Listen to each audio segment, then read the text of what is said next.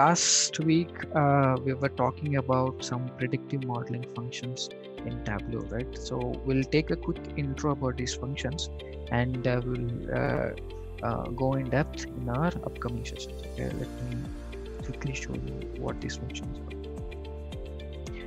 So if we go to table calculation, we have two functions called. We have looked up all these functions earlier when we are working on table calculation, but there are two functions called model quantile and model percentile. Okay, and these are the so-called, Tableau calls them the predictive modeling functions. Okay, and Tableau is working on these functions to improve them in the latest version 2020.4, and also it's constantly improving these functions in the upcoming versions. It's planning to improve. So let's see what these functions are. Let's go back to here. Okay.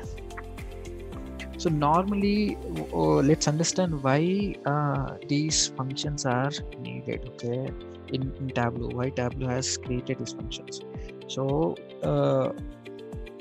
Tableau enables you, first of all, you can connect Tableau with Python or R code, okay, and do and any sort of predictive analytics that you can do in Python and R that you can bring back to Tableau. Okay, and obviously, but doing the predictive analytics in Python and bringing back to Tableau, it's a whole time-taking process and a little complex as well for any normal Tableau developer or to start with, right? So Tableau is trying to create an inbuilt functions in Tableau itself, where people don't have to go back to Python and R to rely on this basic predictive modeling utility, right? So that's the reason why it had started some basic version of predictive modeling functions in the latest versions of Tableau, and it's constantly improving it. So in the upcoming versions, there will be no need to rely on Python and R to do some predictive modeling. So as of now, we have two functions here. One is model quantile and model percentile. Let's understand what each of these functions will do, and then and the syntax, how it works, and then we'll close the session for today.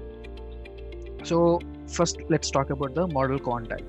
So model quantile, it's basically what it does is, okay, let me go to the syntax. If you see the syntax here, it's asking, okay, give me a certain number fraction and give me some variables, right? So now what it does is basically the first number that you're giving here is the quantile.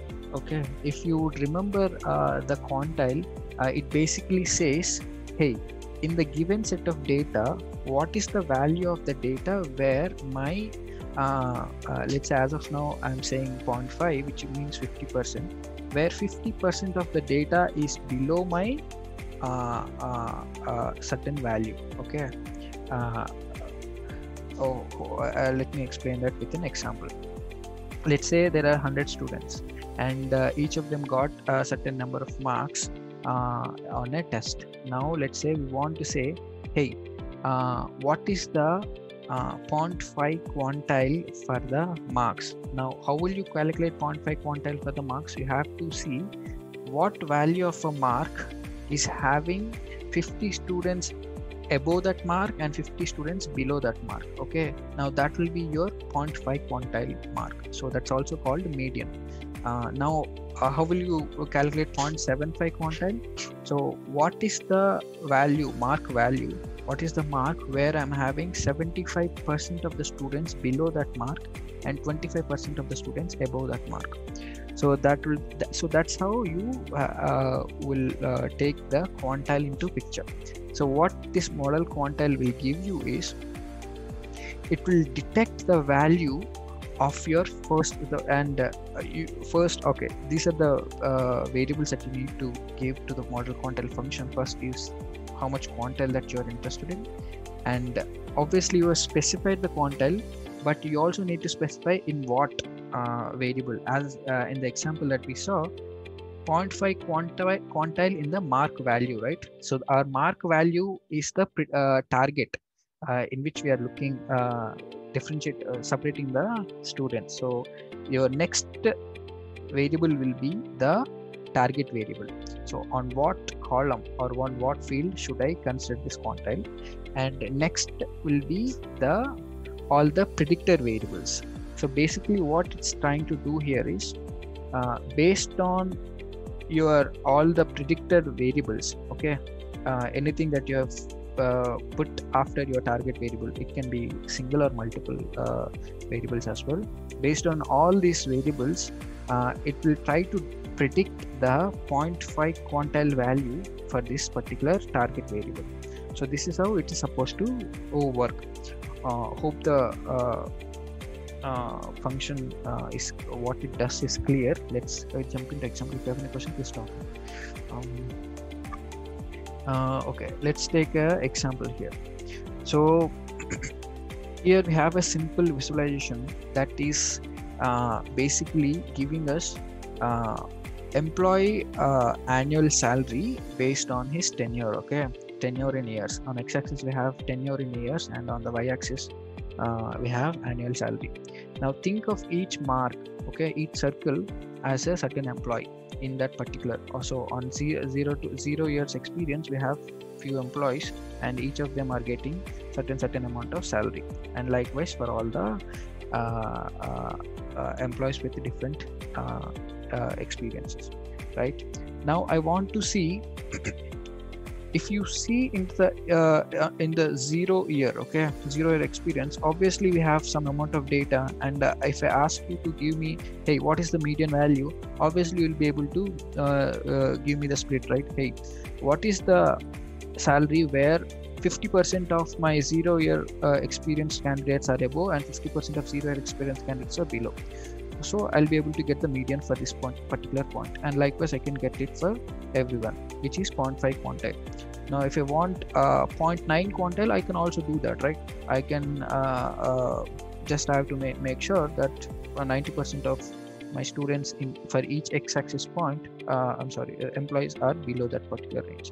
So what we have, two model quantile values that were plotted below. So one is 0.9 quantile and one is 0.10 quantile. Okay, so the above one specifies that 90% of the employees stay below this line in terms of their annual salary, and the bottom line states that only 10% of the employees will stay below this line and 90% will stay above this line.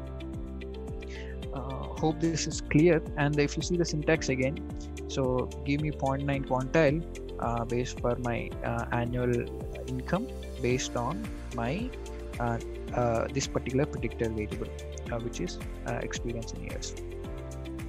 So this is model quantile function. You basically give a quantile and a column for which you want the quantile, and it will be able to give at that quantile what is the mark value. Okay, just like how we got the annual salary value here. Now the other function that we have is model percentile. Let's go to the syntax. Model percentile, when you get time, go through this, but it's a very complex explanation, but let me put it in a very simple words. Okay, model percentile is just the reverse of model quantile. So in model quantile, what you're trying to do here is, hey, give me a column and give me the quantile, how much you're interested in, 0.5 or 0.75, and I will give you that column value where the number of entries in your data are split in that ways, 75%, 25% or not. Now here what it's model percentile is opposite to that. So it will give you the quantile for every value. Okay, now let me explain what that does mean. So here we have the data, right? And so I know, see, in the 0 experience column, I know this guy is always on the top, this particular row. So my how do I put this?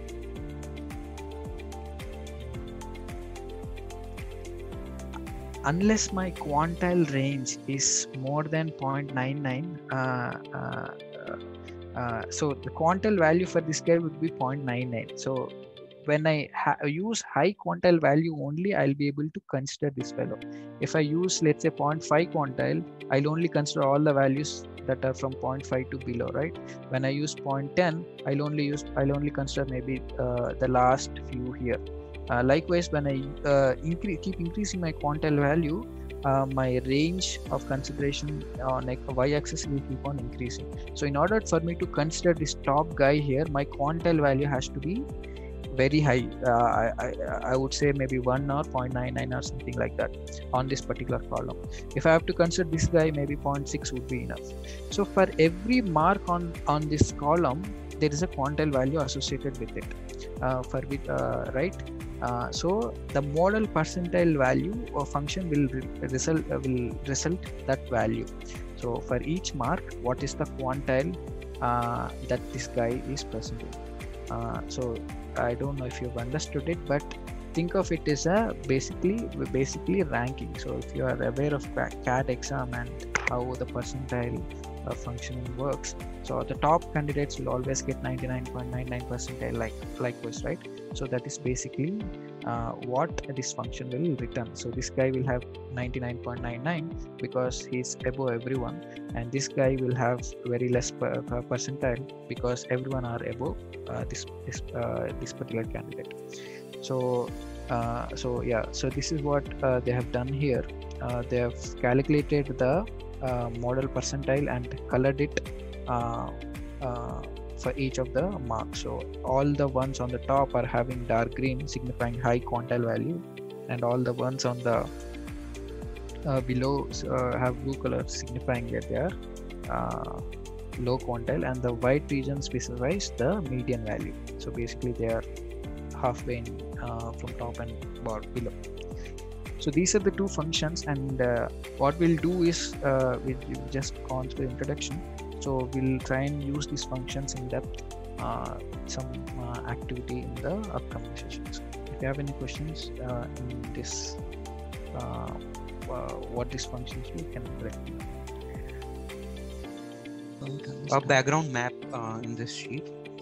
Okay. But the thing is, because everything is in square brackets, so map won't actually fit in. That's why I was asking. A normal map won't fit in. Right. So the reason is because as of now, each state is given an equal real estate, right? The square map. But in actual map, the state like Delaware might not be this big, right? It might be just a small portion. So let me jump here. So if you see here, the states here are very narrowly packed and do not occupy that much the square area which we have given here. So that will be an issue to bring them to a proper sync. So yeah. So that's one reason why people don't do it. But if you can get the proper sync, I think that wouldn't be a bad idea.